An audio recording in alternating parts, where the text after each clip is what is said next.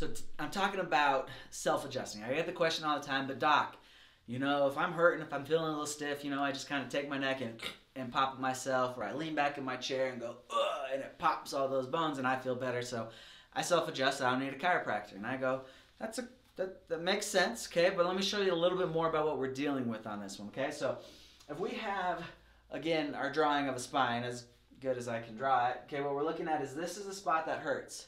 Okay, this is a spot that's stuck, okay?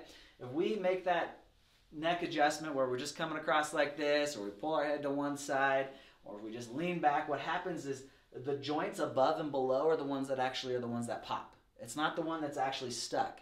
That's why you adjust it. And you're like, oh, I feel a little bit better. It's a little bit looser. What's really happening is these joints are now hypermobile, okay? And then in about 10, 15 minutes, maybe half an hour later, you're like, oh, it kind of hurts again. It's stuck. Well, if you really adjusted it correctly, it wouldn't be there, okay? That movement would have happened in that spot, okay?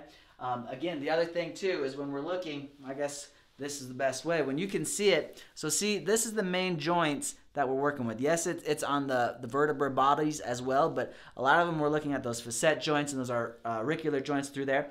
What happens is if we just kind of push our neck to the side, we're actually not using the line of drive or the vector that we need to in this joint. See, this joint goes kind of more up and down, maybe a little bit at a diagonal. If we come at it from the side, you're just going to jam that in together, and that's not going to work out over time. That's going to cause the body to put more bone down, cause a little bit of arthritis, and we don't want that. So especially like as a chiropractor, I've been trained. I know which way the joints are moving. I know which way the vectors need to be. That's why when we adjust the neck, we're a little bit more onto the side. When we come from the back, we're a little bit going up and then forward.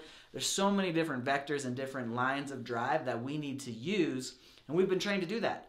Everybody else, you're just kind of going at it all willy-nilly, and we don't see permanent good results with those types of things. So again, when you self-adjust, the only thing you're doing is making those joints above and below hypermobile. It's releasing a little bit of tension, but it's just going to build right back up again because you actually haven't fixed the main problem. So tell that to your friends. Remember that one. And again, we're looking at line and drive.